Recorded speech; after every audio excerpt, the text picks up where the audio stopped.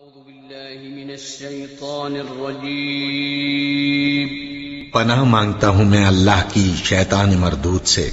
بسم الله الرحمن الرحيم شروع اللہ کا نام لے کر جو بڑا مہربان نہایت رحم والا ہے۔ أعوذ بالله من الشيطان الرجيم بسم الله الرحمن الرحيم كنتم خير أمة أخرجت للناس تأمرون بالمعروف وتنهون عن المنكر وتؤمنون بالله ولو آمن أهل الكتاب لكان خيرا لهم منهم المؤمنون وأكثرهم الفاسقون لن يضروكم إلا أذى وإن يقاتلوكم يولوكم الأدبار ثم لا ينصرون ضربت عليهم الذلة أينما ثقفوا إلا بحبل من الله وحبل من الناس وباءوا بغضب من الله وضربت عليهم المسكنة ذلك بأنهم كانوا يكفرون بآيات الله ويقتلون الأنبياء بغير حق ذلك بما عصوا وكانوا يعتدون کنتم خیر امت تم ہو بہترین امت اخرجت للناس جو نکالے گئے ہو لوگوں کے لیے تأمرون بالمعروف حکم دیتے ہو نیکی کا وتنہون عن المنکر اور روکتے ہو بدی سے برائی سے وتؤمنون باللہ اور ایمان رکھتے ہو اللہ پر ولو آمن اہل الکتاب اور اگر ایمان لے آئے اہل کتاب لکان خیر لہم تو البتہ ہوتا بہت بہتر ان کے حق میں منہم المؤمنون ان میں سے کچھ ایمان والے ہیں وَأَكْثَرُهُمُ الْفَاسِقُونَ اور اکثریت ان کی نافرمانوں کی ہے لَن يَضُرُّكُمْ ہرگز نہیں تمہیں نقصان دے سکتے الا اذى مگر کچھ تکلیف پہنچانا وَإِن يُقَاتِلُوكُمْ اور اگر وہ تم سے لڑیں یولوکم الادبار تو پیٹھ پھیر کر تم سے بھاگ جائیں ثم لا ینصرون پھر وہ مدد نہ کیے جائیں ضربت علیہم الذلت مسلط کر دی گئی مار دی گئی ان پر ذلت رسوائی اینما ثقفوا جہاں بھی وہ ٹھہریں الا مگر بحبل من اللہ اللہ کی رسی کے ذریعے سے وحبل من الناس اور لوگوں کی رسی کے ذریعے سے وباءوا بغضب من اللہ اور وہ لوٹے اللہ کے غضب سے وضربت علیہم المسکنہ اور مسلط کر دی گئی ان پر محتاجی ذالک بانہم یہ اس سبب سے ہے کہ بے شک وہ کانوا یکفرون بآیات اللہ اللہ کی آیات کا انکار کرتے تھے ویقتلون الانبیاء اور قتل کرتے رہے انبیاء کو بغیر حق نا حق ذالک بما عصوا یہ اس سبب سے کہ انہوں نے نافرمانی کی وکانوا یعتدون اور وہ تھے حد سے گزر جانے والے لوگ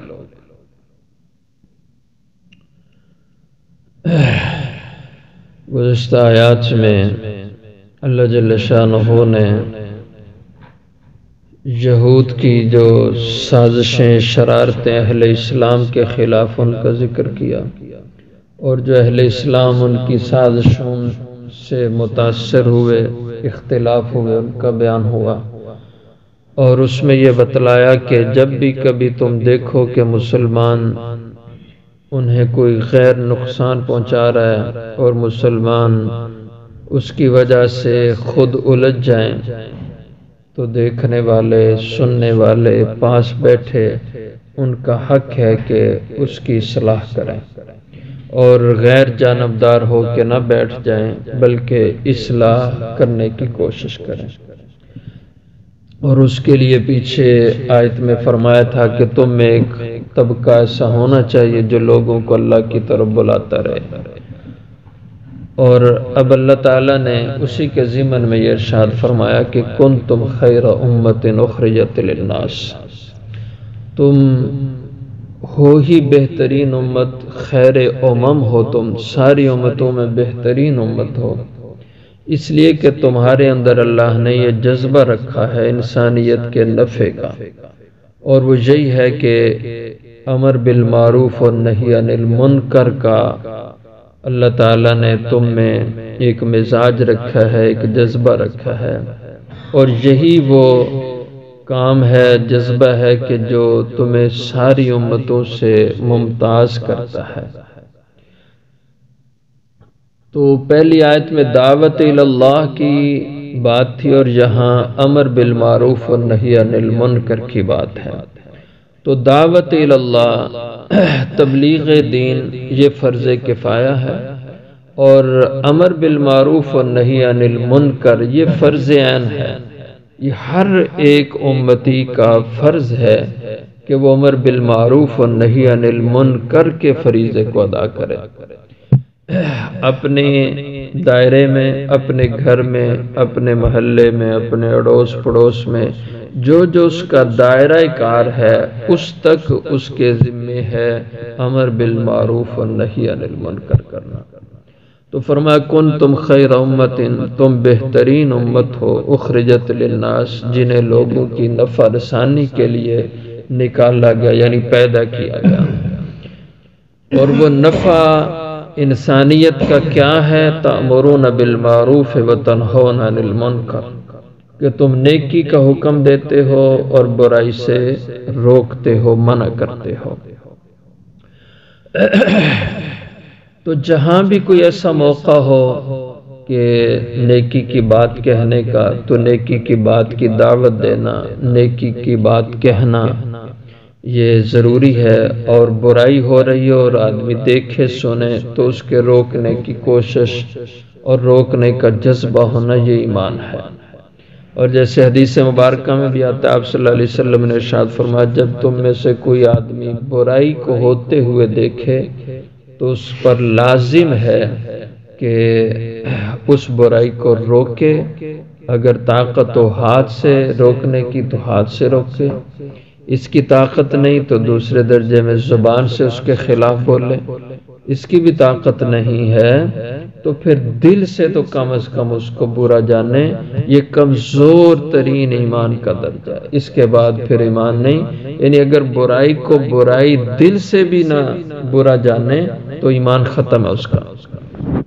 تو کم از کم دل سے برائی کو برا جاننا یہ کمزور ترین فرد کا کام ہے، لیکن جو ہر ایک کا کام ہے وہ یہ ہے کہ کم از کم زبان سے تو برائی کو برا کہہ دے اور برائی کے بارے میں لوگوں کو آگاہ کرے۔ تو جہاں بھی انسان گناہ، برائی اور ظلم ہوتا ہوا دیکھے تو اس کے سد باب کی کوشش اپنی بساط کی حد تک ضرور کرنا چاہیے۔ اور یہ مزاج جو آج کل ہے، کوئی گناہ ہوتا ہوا دیکھے تو آدمی کہتا ہے چلو وہ کر رہے ہم تو نہیں کر رہے، وہ اپنی جگہ کر رہے ہم اس کو کون ہوتے ہیں کہ روکنے والے۔ اگر کسی کو روکیں بھی تو وہ آگے سے ہی جواب دے گا بھئی تم اپنا کام کرو میں اپنا کام کروں، تم کون ہوتے ہو میرے معاملات میں دخل دینے والے۔ تو کوئی بہتر یہ کہتا رہے ہماری ذمہ داری ہے کہ گناہ کو علل اعلان ہوتا ہوا دیکھیں تو ہم اس پہ رد و قدح کریں، اس کو برا کہیں، خاص کو کوئی جتنا ہی برا کیوں نہ جانے۔ یہ فریضہ ہے اس امت کا، ہر فرد امت کا فریضہ ہے گناہ کو ہوتا ہوا دیکھے تو اس کو گناہ علل اعلان کہے۔ اسی طرح کوئی ظلم ہوتا ہوا دیکھے تو مظلوم کا ساتھ دے، ظالم کو ظلم سے روکے۔ حدیث مبارکہ میں بھی آتا ہے، آپ صلی اللہ علیہ وسلم نے ارشاد فرمایا انصر اخاک ظالما مظلوما، اپنے بھائی کی مدد کیا کرو، وہ ظالم ہو تمہارا مسلمان بھائی یا مظلوم ہو، تو صحابہ نے عرض کیا یا رسول اللہ صلی اللہ علیہ وسلم مظلوم کی تو سمجھ آتی ہے کہ اس کی ہم مدد کریں کہ مظلوم کو ظلم سے بچائیں، لیکن ظالم کی مدد کریں اس کا کیا مطلب ہے؟ تو آپ صلی اللہ علیہ وسلم نے ارشاد فرمایا ظالم کی مدد یہ ہے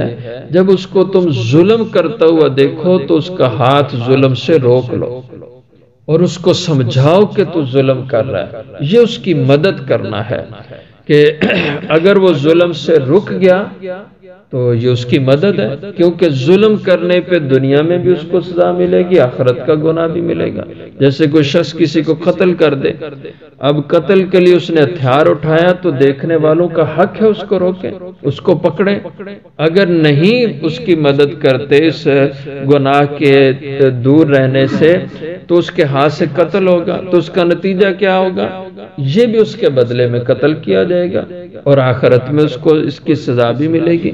تو فرمایا کہ ظالم کی مدد یہی ہے کہ تم اس کی خیر خواہی کرتے ہوئے اس کو ظلم سے روک لو۔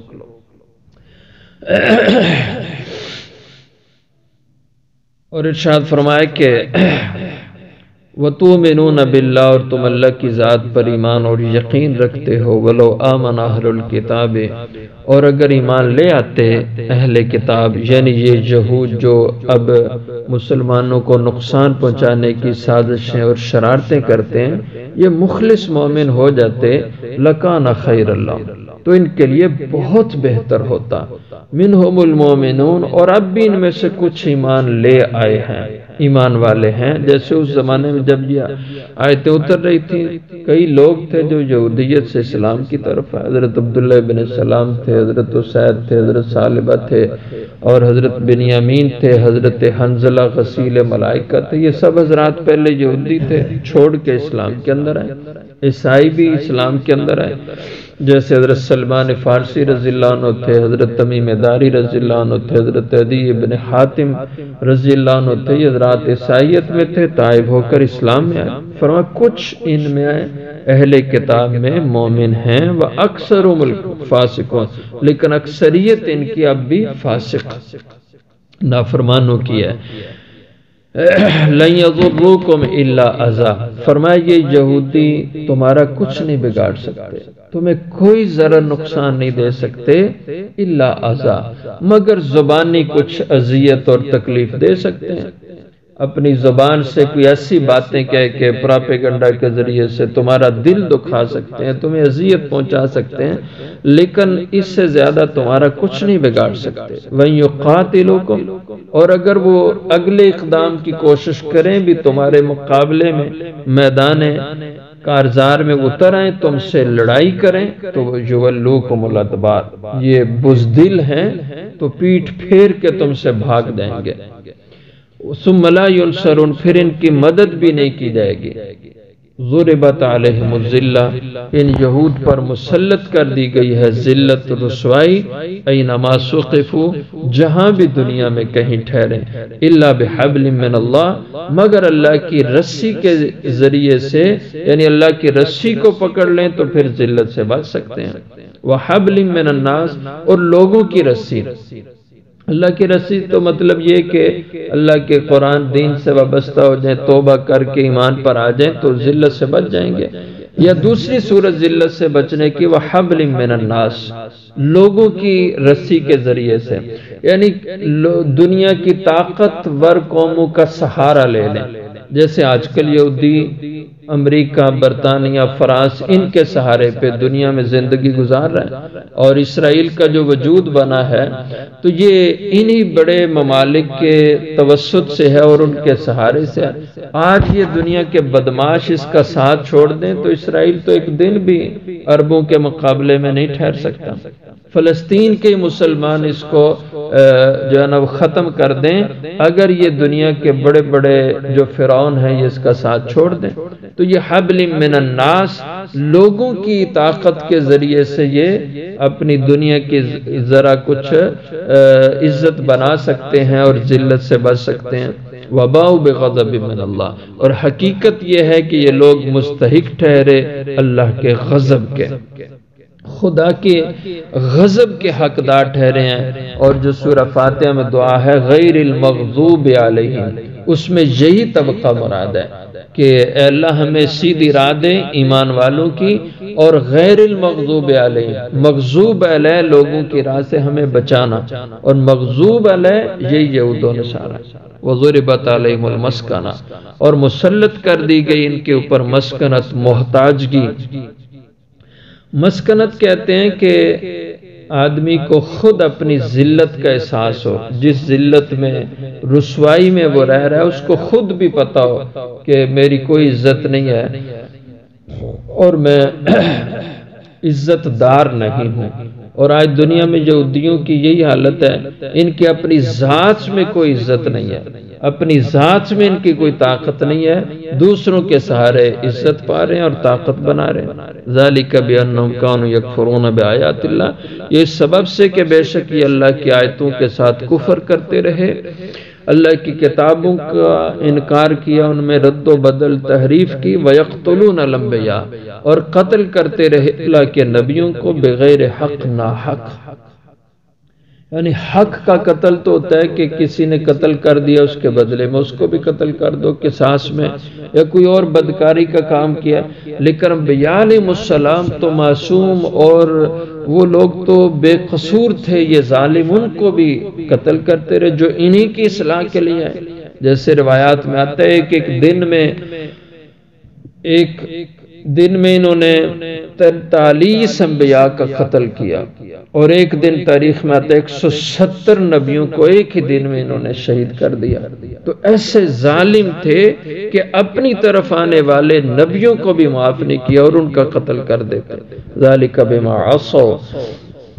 اور یہ ذلت و مسکنت ان کے اوپر اللہ نے مسلط کر دی کہ انہوں نے نافرمانی کی اللہ کے حکموں کی، بار بار اللہ کے حکم توڑے، جیسے آپ پچھلے سپاروں میں پڑھائے ہیں ان کی حرکات کو اور اللہ کے انعامات کو، کہ اللہ بار بار ان کی توبہ قبول کرتے، ان پہ انعامات کرتے، یہ پھر اللہ کی نافرمانیاں اور شرارتیں کرتے۔ وَكَانُوا يَعْتَدُونَ، اور تھے یہ لوگ حد سے نکل جانے والے لوگ، یعنی بہت زیادہ بے اعتدالی تھی ان کی زندگی میں اور سرکشی تھی ان کی زندگی میں۔ اس وجہ سے اللہ نے دنیا میں ہمیشہ کے لیے ان پر ذلت اور مسکنت کو مسلط کر دیا۔ دنیا میں جہاں بھی ٹھہریں گے رہیں گے تو ذلت کی زندگی گزاریں گے، اور اگر کسی کے سہارے پہ جیے تو یہ بھی تو ذلت ہے، یہ بھی تو کوئی عزت نہیں کہ کسی کے پیرے میں انسان اپنے دن اور رات گزارے۔ تو اس لیے فرمایا کہ یہ جو ان کو اللہ نے بزدلی کی سزا دی، ذلت کی سزا دی، یہ ان کی حکم و دولیوں کی وجہ سے اور راہ حق سے نکل جانے کی وجہ سے، اور حدوں اللہ کی جو حدود احکامات ہیں ان کی سرکشی کی وجہ سے۔